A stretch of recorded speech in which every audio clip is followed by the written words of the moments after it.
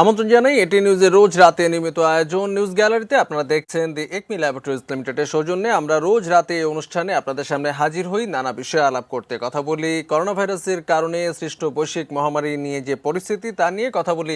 বিভিন্ন পেশাজীবী মানুষ যারা ভাবছেন, কাজ করছেন, পরিকল্পনা করছেন এই বৈশ্বিক মহামারীর পরিস্থিতিতে কিভাবে ঘুরে দাঁড়ানো যায়, কিভাবে নিউ নর্মাল বা নতুন বাস্তবতার সঙ্গে মানিয়ে নেওয়া যায়। পাশাপাশি আমরা সাম্প্রতিক এবং জনগুরুত্বপূর্ণ নানা স্পর্শকাতর বিষয় নিয়েও কথা বলবার চেষ্টা করি। যথারীতি আজকে আলোচনা শুরু করছি একজন চিকিৎসককে দিয়ে। তিনি ঢাকার পপুলার মেডিকেল কলেজ হাসপাতালের সহকারী রেজিস্ট্রার ডাক্তার কাজী অদ্রি আরাফাত রহমান। ডাক্তার আরাফাত রহমান, আপনাকে অনেক ধন্যবাদ আমাদের সঙ্গে এই আলোচনায় যুক্ত হওয়ার জন্য। আমরা কয়েকটি প্রশ্ন নিয়ে আপনার কাছে একটু এলাম, কয়েকটি বিষয়টা শুনবো। যে আমরা দেখছি যে 7 মাসেরও বেশি সময় হয়ে গেল বাংলাদেশে প্রথম করোনা ভাইরাসের রোগী শনাক্ত হবার পরে। আমরা দেখছিলাম যে প্রথম দিকে এ নিয়ে মানুষের মধ্যে এক ধরনের বিভ্রান্তি, অনিশ্চয়তা, আতঙ্ক বিরাজ করলেও ধীরে ধীরে আমরা এটিকে সহাবস্থানে রেখেই স্বাভাবিক জীবনযাপনের দিকে যাচ্ছে। আমাদের চিকিৎসকরাও এক ধরনের স্বাভাবিকভাবেই নিচ্ছেন, চিকিৎসা কার্যক্রমও অনেকটি আগের চেয়ে অনেক ভালোভাবে এটিকে সামাল দেওয়া যাচ্ছে। আপনার অভিজ্ঞতাটা শুনতে চাই, বিশেষ করে হাসপাতালে যে রোগীরা আসছেন চিকিৎসা নিতে, তাদের মধ্যে কি ধরনের বৈশিষ্ট্য, কি ধরনের মনোভাব আপনারা পর্যবেক্ষণ করছেন, এবং এরপরে আপনার কাছে ভ্যাকসিন নিয়েও আস্তে আস্তে শুনবো। আচ্ছা, আসসালামু আলাইকুম। এটিএন নিউজের সকল দর্শক শ্রোতাদের জানাচ্ছি স্বাগতম। কোভিড রিলেটেড ব্যাপারগুলো হচ্ছে আসলে এখন আমরা দেখতে পাচ্ছি যে প্রথম দিকে যে প্যানিকটা ছিল সেটা এখন অনেকখানি আমরা কাটিয়ে উঠতে পেরেছি। সেটা আমাদের ডাক্তার চিকিৎসকদের মধ্যেও আছে এবং পেশেন্টদের মধ্যেও সেটা আমরা দেখতে পাচ্ছি। প্রথম দিকে যেটা আমরা দেখতাম যে পেশেন্টরা অনেক বেশি প্যানিক থাকতো, যার কারণে দেখা যেত যে খুব সামান্য অল্প কিছু একটু কাশি হতো, একটু সর্দি হতো, ওরা হয়তো হাসপাতালে চলে আসতো, হাসপাতালে ভর্তি হতে চেত। এই কারণে হাসপাতালে সিট ক্রাইসিস তো মানে আমরা দেখতাম যে আমরা বেড দিতে পারতাম না, কারণ এত বেশি পেশেন্ট চলে আসতো। সেইটা এখন অনেকখানি কমে এসেছে। পেশেন্টরা এখন বুঝে যে সব সময় সব ক্ষেত্রে হাসপাতালে আসা প্রয়োজন নেই, তারা অনেক সময় বাসায় থেকেও ডাক্তারদের সাথে যোগাযোগ করে চিকিৎসা নিচ্ছে। আর যেসব পেশেন্টদের অ্যাকচুয়ালি প্রয়োজন আছে হাসপাতালে ভর্তি হওয়ার, তারাই শুধুমাত্র আসছে। যে কারণে এখন আমাদের জন্য আগের থেকে মানে প্রথম জুন জুলাইয়ের দিকে যেরকম সিচুয়েশন ছিল তার থেকে এখন অনেকটা শিথিল হয়ে এসছে। আর পেশেন্টরা এখন বুঝে বলে আমরাও মানে তাদের তাদের সাথে আমাদের ডিলিংসটা অনেক ইজিয়ার হয়েছে। আর এখন আমরাও আসলে প্রথম দিকে যেমন এটা তো একটা নতুন ডিজিজ, তো ফার্স্টের দিকে আমরাও অত ভালো করে বুঝতে পারছিলাম না যে এই নতুন ডিজিজটা আমরা কিভাবে অ্যাপ্রোচ করতে পারি, কিভাবে আমরা ট্রিটমেন্ট দিতে পারি। বাট এখন আস্তে আস্তে আমরা ওয়ার্ল্ড হেলথ অর্গানাইজেশন থেকে অনেক রকম গাইডলাইন এসেছে, আমাদের নিজেদের বাংলাদেশের একটা নিজস্ব গাইডলাইন আছে। এইসব গাইডলাইন আমরা এখন ফলো করে আমরাও একটা সঠিক পথ নির্দেশনা পাওয়ার কারণে আমরাও একটা অর্গানাইজ ভাবে ট্রিটমেন্ট দিতে পারছি, এবং পেশেন্টরাও আমার মনে হয় আমাদেরকে এখন আগের থেকে অনেক বেশি কোঅপারেট করছে যেন আমরা তাদের চিকিৎসা ঠিকমতো দিতে পারি। আমরা খুব আশায় ছিলাম যে করোনা ভাইরাসটি যখন আমাদের প্রথম আতঙ্কিত করতে শুরু করলো গত বছরের একদম শেষ থেকে, তখন থেকে সারা পৃথিবী অপেক্ষায় করছে কবে প্রতিষেধক আবিষ্কার হবে। বেশ কয়েকটি দেশে, বেশ কয়েকটি গবেষণাগারে এই প্রতিষেধক আবিষ্কারের প্রায় শেষ পর্যায়ে রয়েছে বলে এরকম অনেক আশাবাদী হয়ে ওঠার মতো খবর আমরা পাচ্ছি।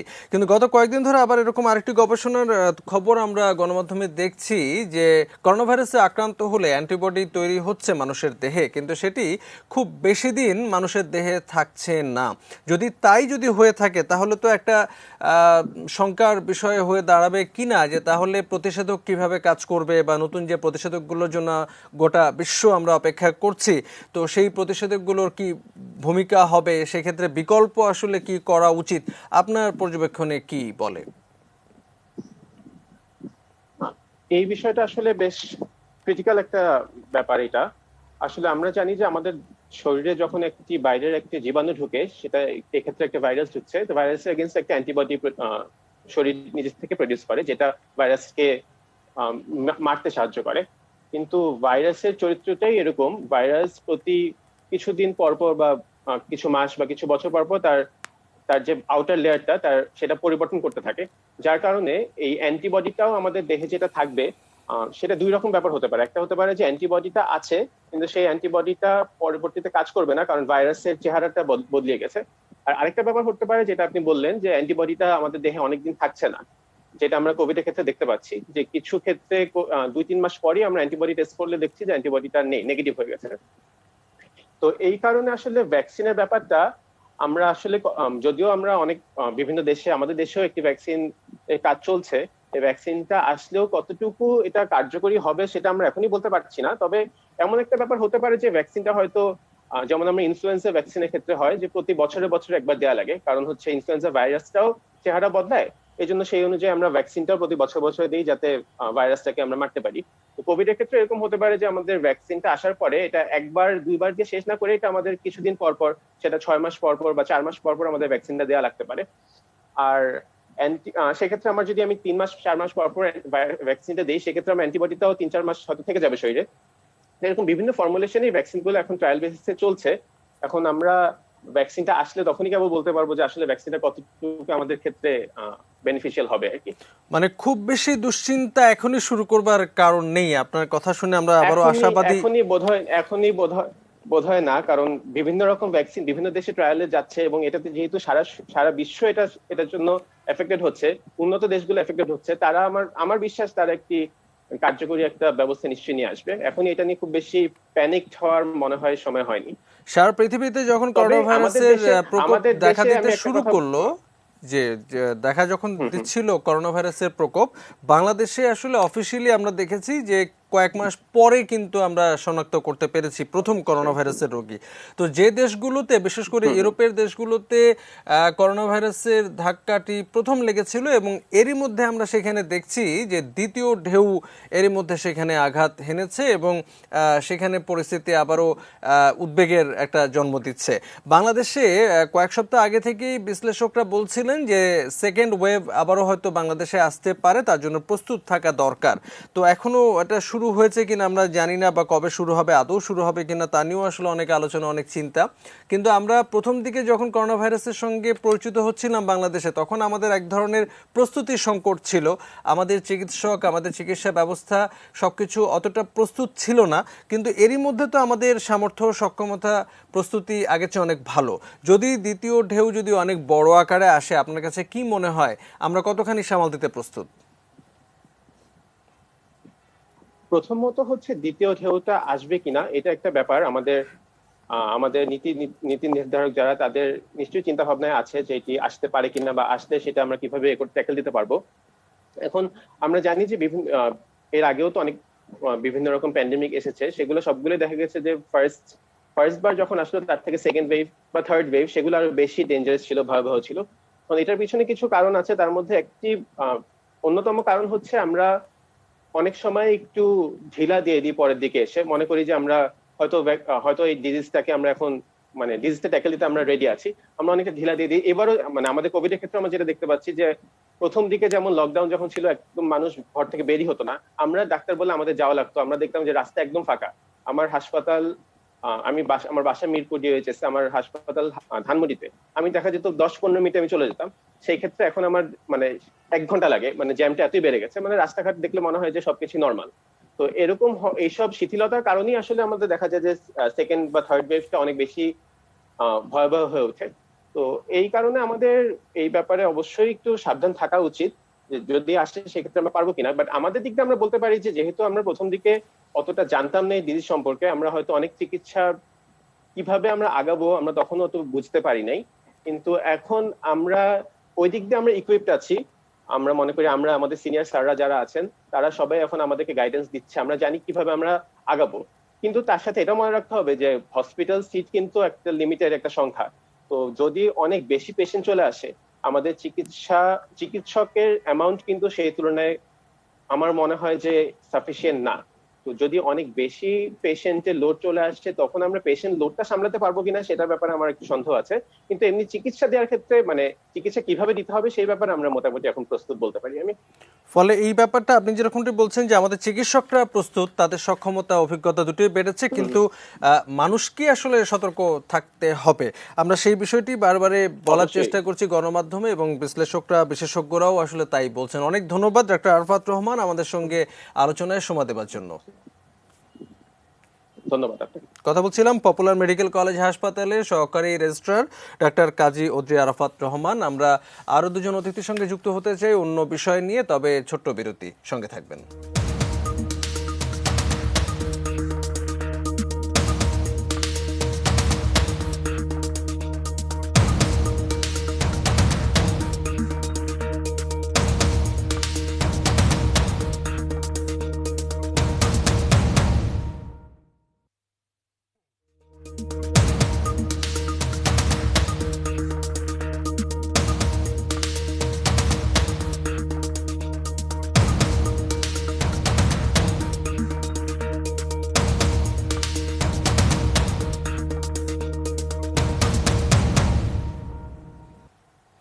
আবারও ফিরে এলাম এটি নিউজের রোজ রাতে নিয়মিত আয়োজন নিউজ গ্যালারিতে। আপনারা দেখছেন দি একমি ল্যাবরেটরিজ লিমিটেডের সৌজন্যে আমরা চেষ্টা করি সাম্প্রতিক এবং জনগুরুত্বপূর্ণ নানা বিষয় নিয়ে এই অনুষ্ঠানে আলাপ করতে। এখন যে বিষয়টি নিয়ে আমরা আলোচনা শুরু করতে চাই সেই বিষয়টি যথেষ্ট স্পর্শকাতর, এটি আন্তর্জাতিক ইস্যু এবং এই স্পর্শকাতর বিষয় নিয়ে আমরা দেখছি যে নানা দেশে নানা মহলে, বাংলাদেশেও বটে, এক ধরনের প্রতিক্রিয়া আমরা দেখছি, প্রতিবাদ দেখছি। ফ্রান্সের একটি ঘটনা, সে দেশে একটি বিদ্বেষমূলক কার্টুন প্রকাশের পর আমরা দেখছি সে দেশের রাজনৈতিক শীর্ষ নেতৃবৃন্দ তারা এই নিয়ে কিছু মন্তব্য করেছেন।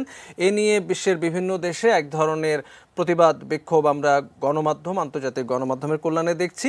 আমাদের সঙ্গে দুজন অতিথি আছেন, তাদের সঙ্গে আমরা বিষয়টি নিয়ে আলাপ করতে চাই। আমাদের সঙ্গে রয়েছেন ঢাকা বিশ্ববিদ্যালয়ের আন্তর্জাতিক সম্পর্ক বিভাগের শিক্ষক অধ্যাপক ডক্টর দেলোয়ার হোসেন, রয়েছেন কানাডা প্রবাসী সাংবাদিক শওকত আলী সাগর। দুজনকেই ধন্যবাদ জানিয়ে আমাদের সঙ্গে এই আলোচনায় যুক্ত হবার জন্য। অধ্যাপক ডক্টর দেলোয়ার হোসেন, আপনার কাছেই প্রথমে যেতে চাই। যে বিষয়টি আমরা আসলে বলছিলাম যে ফ্রান্সকে ঘিরে যে এক ধরনের অস্থিরতা চলছে সারা বিশ্বের বিভিন্ন দেশে এবং বাংলাদেশেও তার এক ধরনের প্রতিক্রিয়া আমরা দেখছি।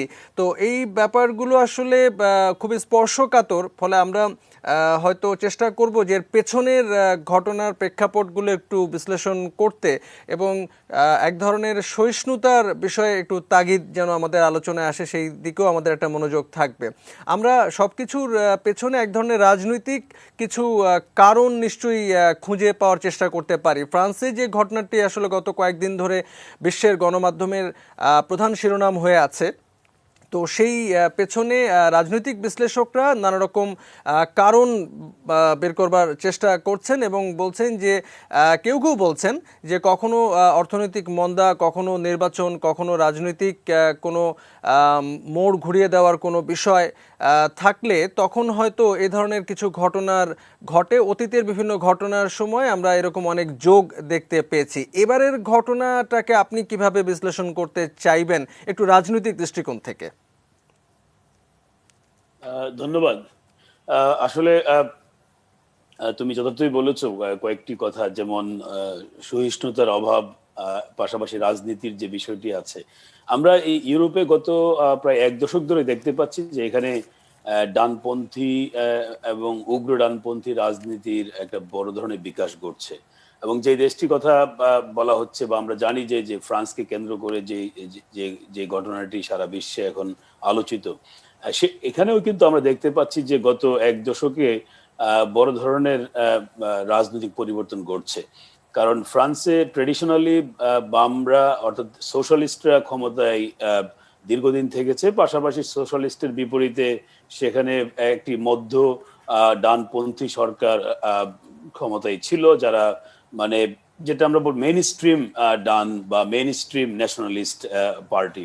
ফলে এই পুরো রাজনৈতিক ল্যান্ডস্কেপটা আপনার ফ্রান্স থেকে অনেকটা আস্তে আস্তে হারিয়ে গেল এবং হারিয়ে গিয়ে সেখানে এখন দুটো ধারা আমরা দেখলাম যেটি একদিকে ফ্রান্সের বর্তমান প্রেসিডেন্ট, যিনি আসলে প্রচলিত রাজনৈতিক ব্যাকগ্রাউন্ড থেকে আসেননি, উনি সামাজিক আন্দোলনের নেতা হিসেবে উনি এসছেন। ফলে উনি একজন সোশ্যাল অ্যাক্টিভিস্ট থেকে উনি রাজনীতিতে উনি প্রত্যাবর্তন করেন এবং সেভাবে উনি ওনার রাজনৈতিক তৈরি করছেন। আর পাশাপাশি ওনার যে প্রতিদ্বন্দ্বী, এটা ভেরি আনফর্চুনেটলি সেই লি পেন, যিনি আসলে উগ্র ডানপন্থী রাজনীতির চর্চা করেন এবং যারা ইইউ থেকে ফ্রান্সকে বের হয়ে আসার কথা বলছেন এবং সেখানে ফ্রান্সের একেবারেই একটি এন্টি ইমিগ্রেশন, এন্টি রিলিজিয়াস অনেক ধরনের মানে অর্থাৎ আমরা জানি যে এই যে রাজনীতির ভেতরে যে বিভিন্ন বিভাজন থাকে, সেটা জাতিতে, বর্ণে, ধর্মে, সেই বিভাজনকে রাজনৈতিক উদ্দেশ্যে ব্যবহার করার যে একটি প্রচেষ্টা, সেই প্রেক্ষাপটটি কিন্তু অনেকদিন ধরে চলে আসছে এবং আমরা ব্রেক্সিট থেকেও শিক্ষা নিতে পারি যে ইউরোপের রাজনীতির ভেতরে কি ধরনের পরিবর্তন আসছে। সেই কারণে আমরা লক্ষ্য করছি যে এই যে ফ্রান্স যে দেশটির কথা আমরা বলছি, সেখানেও কিন্তু আপনার আপনি রাজনীতির কথা বলছেন, যে প্রতিক্রিয়া আমরা দেখছি যে ফ্রান্সের প্রেসিডেন্টের কাছ থেকে, এটি কিন্তু সহজে আমরা মানে একজন সোশ্যাল অ্যাক্টিভিস্ট টার্ন পলিটিশিয়ানের কাছ থেকে এটা এক্সপেক্ট করা যায় না। কিন্তু একই সঙ্গে আবার বাস্তবতা হচ্ছে যে ফ্রান্সের যে বর্তমান রাজনৈতিক পরিস্থিতিতে ওনার যে রাজনৈতিক যে এক ধরনের ব্যর্থতা বা অজনপ্রিয়তা আমরা দেখতে পাচ্ছি। ফলে একদিকে ডানপন্থী, উগ্র ডানপন্থীদের এক ধরনের প্রভাব রাজনীতিতে, এবং তাদেরকে অনেকটা তাদের প্রভাবকে কমানোর জন্য আরেকটু ডান দিকে চলে যাওয়ার প্রবণতা, যিনি একসময় মধ্যপন্থী ছিলেন, আবার এই দৃষ্টি যে সরিয়ে নেওয়া জনগণের দৃষ্টিভঙ্গি। কারণ এটি এই ঘটনাটি অত্যন্ত যে পুরো ঘটনাটি নিন্দনীয়, যে হত্যাকাণ্ডের ঘটনা। আমরা জানি যে এই হত্যাকাণ্ডের সঙ্গে ব্যক্তি জড়িত, অথবা কখনো কখনো একটা গোষ্ঠী জড়িত হতে পারে, কিন্তু একটা বিশাল কমিউনিটি কখনো জড়িত হতে পারে না। এবং এখানে আমরা লক্ষ্য করলাম যে এই ধরনের একটি ভুল করা হয়েছে, বা এটিকে একটা জেনারেলাইজ করা হয়েছে। আমরা 9/11-এর যে আক্রমণ হয়েছিল মার্কিন যুক্তরাষ্ট্রে 2001 সালে, তখনও কিন্তু যে আক্রমণে প্রায় 3,000 মানুষ মারা গিয়েছিল, তখনও কিন্তু একটা পুরো ধর্মকে এবং পুরো ধর্মের বিশ্বাসী সবাইকে কিন্তু আক্রমণ করা হয়নি। মার্কিন যুক্তরাষ্ট্র এতটাই ক্ষতিগ্রস্ত হয়েছিল, আমরা জানি, টুইন টাওয়ার থেকে শুরু করে, সেখানেও কিন্তু আপনার একটা পুরো কমিউনিটিকে কেউ দায়ী করেনি। কিন্তু এখানে আমরা লক্ষ্য করলাম যে একটি ব্যক্তির তার যে এক ধরনের অপরাধ এবং হয়তোবা সেখানে তার এই এক্সট্রিমিজম, একজন ব্যক্তির এক্সট্রিমিজম একটা কমিউনিটির উপরে চাপিয়ে দেয়া, অথবা একটা পুরো ধর্মের উপরে চাপিয়ে দেয়া, 1.2 বিলিয়ন বা তারও বেশি মানুষ যে ধর্মে বিশ্বাস করে তাদের উপরে চাপিয়ে দেওয়ার একটা প্রবণতা লক্ষ্য করলাম। আবার আপনার কাছে কি মনে হয় যে ফ্রান্সের বর্তমান যে রাজনৈতিক প্রেক্ষাপট, তার সঙ্গে এই পরিস্থিতির একটা যোগ রয়েছে? আমার কাছে মনে হয়, কারণ এই রিয়াকশনটা ঠিক, কারণ আমরা জানি যে এর আগেও 2015 সালে যে শার্লি হেবদোর যে ঘটনাটা, সেটা তো আরো ভয়াবহ ছিল। সেখানে কিন্তু ফ্রান্স যে পলিটিক্যাল এলিট বা যারা ক্ষমতায় ছিল, তারা কিন্তু তাদের রিয়াকশনটা কিন্তু এরকম ছিল না। এবং এই আজকের রিয়াকশনটা কিন্তু ফ্রান্সের যে ঐতিহ্য, সেটাকেই কিন্তু আপনার সেখান থেকে বের হয়ে আসা। ফলে আমার কাছে মনে হয় যে বর্তমান যে রাজনৈতিক পরিস্থিতি এবং ইউরোপের যে চলমান রাজনৈতিক পরিস্থিতি, এবং আমরা যখন দেখি যে ইউরোপিয়ান পার্লামেন্টে যখন শত শত আপনার এই উগ্র ডানপন্থীরা নির্বাচিত হয়ে আসে, তখন কিন্তু পুরো ইউরোপের যে পলিটিক্যাল যে ম্যাপটা বা সেখানে আপনার এই অ্যান্টি ইমিগ্রেশন এবং আপনার এক ধরনের ক্ষুদ্র যে ন্যাশনালিজম বা প্যারোকিয়ালিজম, এটার প্রভাবটা কিন্তু আমরা দেখছি যে ফ্রান্সে অনেক বেড়ে গিয়েছে। না হলে আপনার এই বিষয়ের যে রিয়াকশনটা আমরা লক্ষ্য করলাম, এই রিয়াকশনটা কিন্তু অতীতের যে ফ্রান্সের যে অবস্থান ছিল তার সাথে কিন্তু আমি একটা পার্থক্য দেখতে পাই। এবং রাজনৈতিক পরিস্থিতি শুধু ফ্রান্সের না, আমি বলবো যে পুরো ইউরোপের রাজনৈতিক পরিস্থিতিটাই এখানে একটা ভূমিকা রাখছে। এবং একই সঙ্গে এই ঘটনা নিয়ে যারা মানে এই ফ্রান্সের বিরুদ্ধে কিংবা ফ্রান্সের প্রেসিডেন্টকে নিয়ে যে সমস্ত ইয়ে হচ্ছে, সেখানেও কিন্তু একটা রাজনীতি আছে। সব মিলিয়ে আমি মনে করি যে দুই পক্ষের মধ্যে এক ধরনের অসহিষ্ণুতার বিষয় আছে। কিন্তু ফ্রান্সের প্রেসিডেন্টের যে তার যে বক্তব্য এবং ফ্রান্সের যে রিয়াকশন, এবং সেটি কিন্তু মানে এই পুরো রাজনৈতিক পরিস্থিতিটাকে একটি নতুন ভাবে আমরা আমাদের সামনে পরিচিত করাচ্ছে যে আসলে কি ইউরোপ যথেষ্ট সহিষ্ণুতা এবং মাল্টিকালচারালিজমের চর্চা করছে, সেখানে মানে ব্যক্তিকে একজন অপরাধী সবসময় তার ব্যক্তিগত দায় থাকে, এবং অবশ্যই তার একটা গোষ্ঠী থাকলে সেই গোষ্ঠীর দায় থাকে।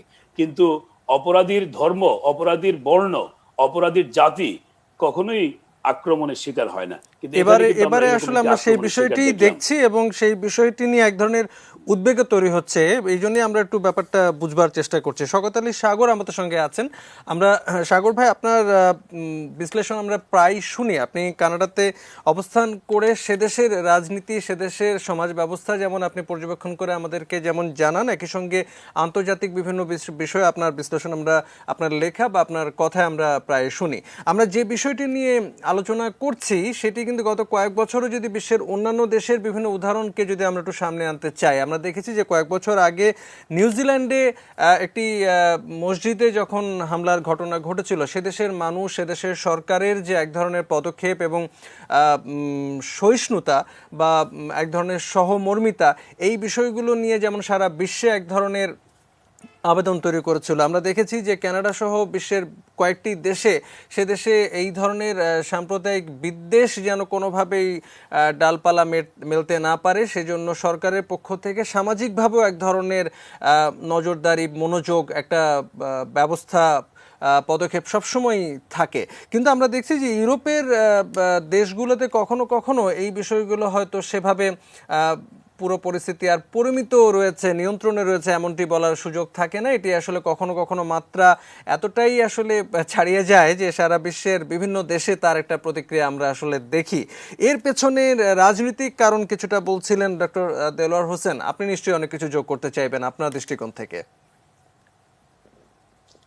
আমি প্রথমে বলি যে নিউজিল্যান্ডে যখন ঘটনাটি ঘটে তখন আমরা সবাই জানি যে নিউজিল্যান্ডের জাতীয় সংসদ ভবনে আজান প্রচার করা হয়েছিল।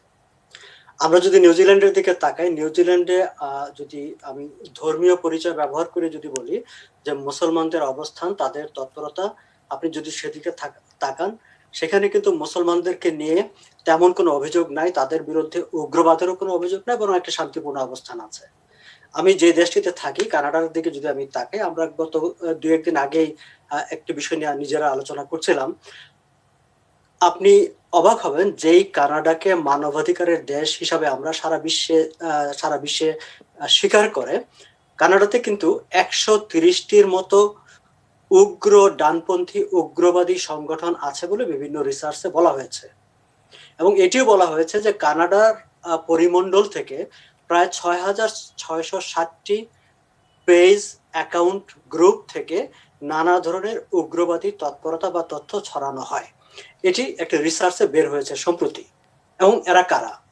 এরা কি সবাই অ্যান্টি মুসলিম? এরা কি সবাই প্রো মুসলিম? না, আমার বক্তব্য হচ্ছে এদের প্রায় অধিকাংশই কিন্তু মুসলিম বিরোধী।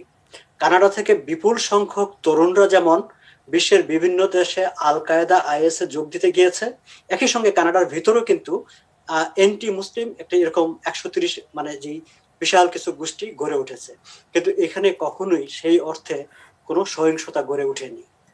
এখানে যেটা হয়, যখন কোথাও কখনো কোনো মসজিদকে নিয়ে কটূক্তি করা হয়, প্রধানমন্ত্রী থেকে শুরু করে রাষ্ট্র সবাই কিন্তু তার পাশে দাঁড়ায়। কেন দাঁড়ায়? যারা আক্রান্ত হয়, মুসলমানরা যখন আক্রান্ত হয়, তাদের প্রতিক্রিয়াটাও কিন্তু ঠিক ক্যানাডিয়ান স্ট্যান্ডার্ডে, ক্যানাডিয়ান স্টাইলে হয়। তারা কিন্তু কাউকে মারতে দাঁড়িয়ে যায় না, তারা রাষ্ট্রের কাছে প্রথম বিচারটা চায়, এবং রাষ্ট্রের কাছে প্রথম বিচারটা চাওয়ার সঙ্গে সঙ্গে রাষ্ট্র তার পাশে দাঁড়িয়ে যায়। এখানে নানা প্রভিন্সে কিন্তু ইসলামোফোবিয়ার বিরুদ্ধে বেশ কিছু আইনও হয়েছে।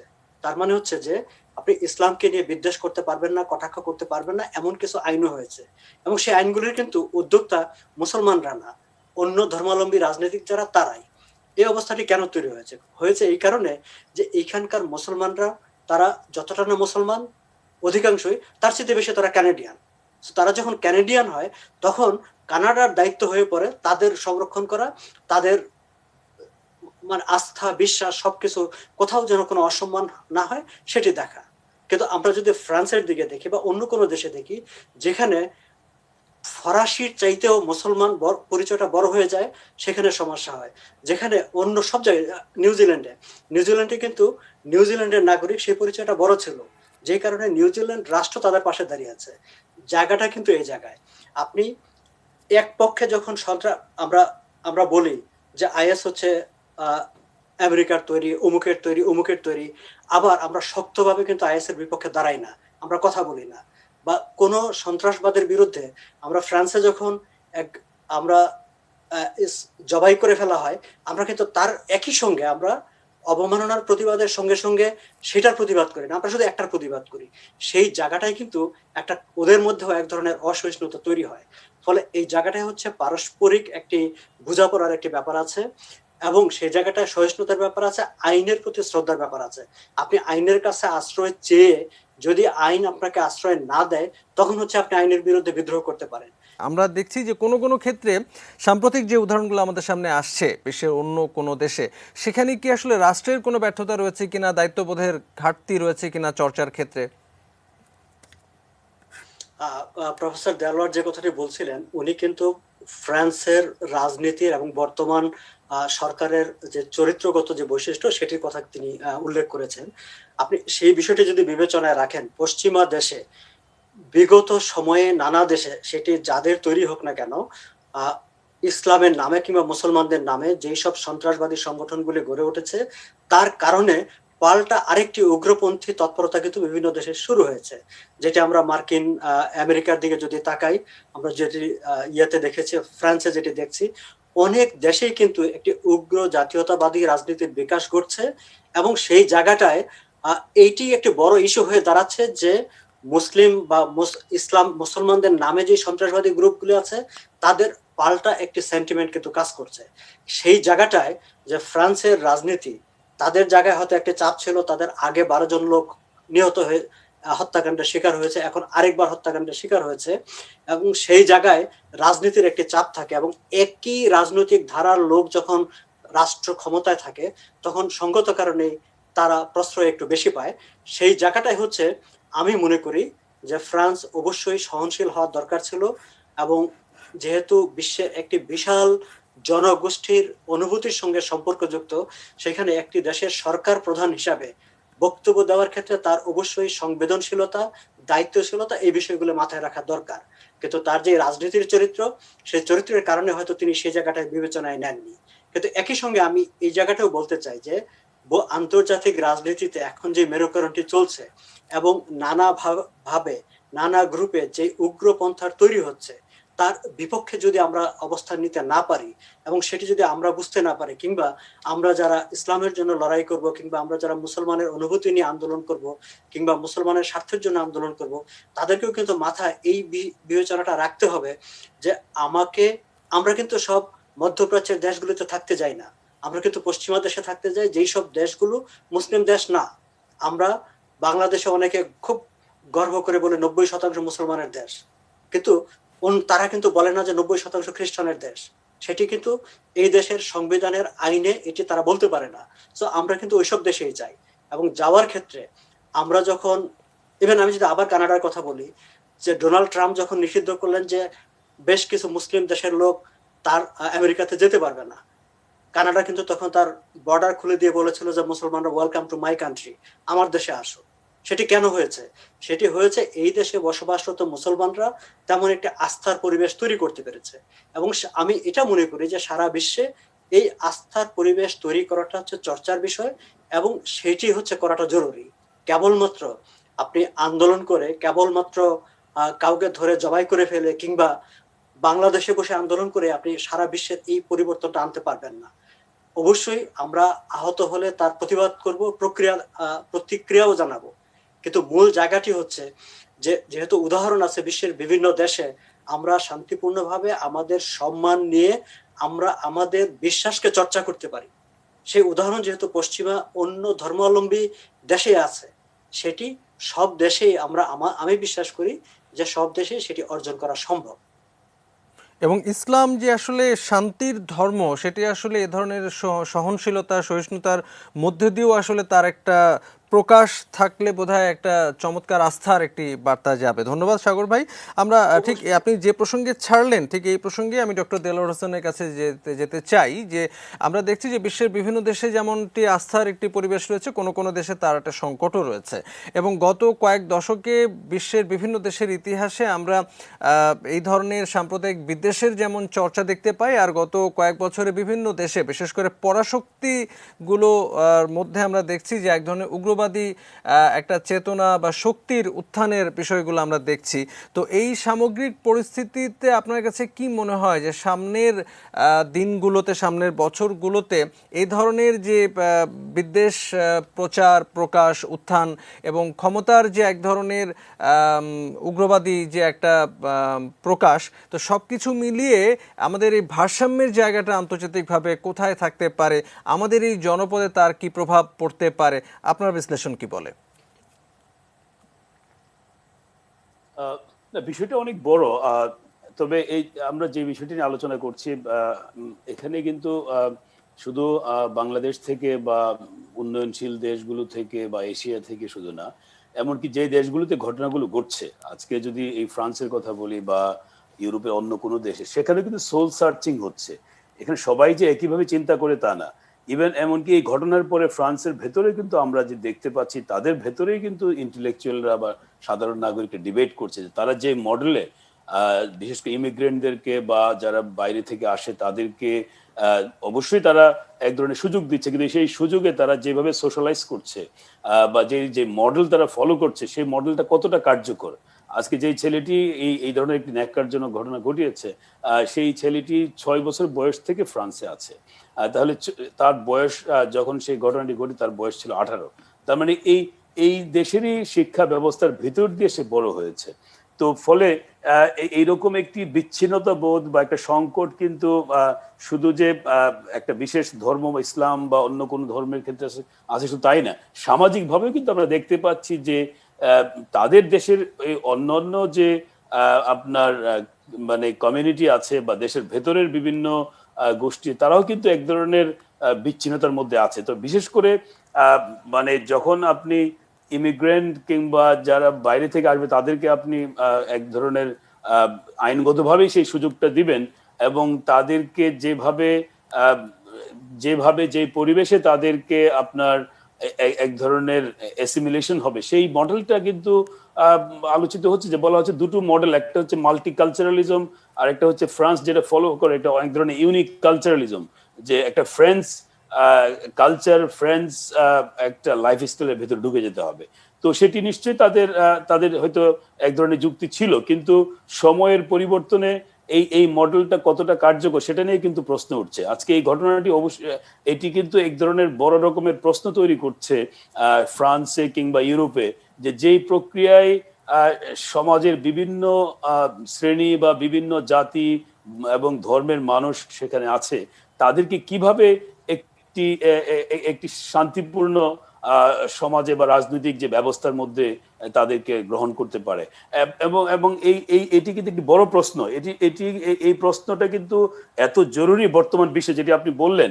আজকে মার্কিন যুক্তরাষ্ট্রে যে প্রাউড বয়েজ নামে যে যারা এক ধরনের হোয়াইট সুপ্রিমেসির প্রোপাগেট করছে এবং যাদেরকে এক ধরনের প্রশ্রয় দেওয়া হচ্ছে মার্কিন যুক্তরাষ্ট্রেই বলা হচ্ছে, এবং যাদের বিরুদ্ধে ডেমোক্রেট দলের মতো একটি ঐতিহাসিক এবং একটা মেইন স্ট্রিম দল, তাদের বিরুদ্ধে কথা বলতে হচ্ছে। সেটা কিন্তু আমাদের বলতে হচ্ছে না, তারাই কিন্তু বলছে।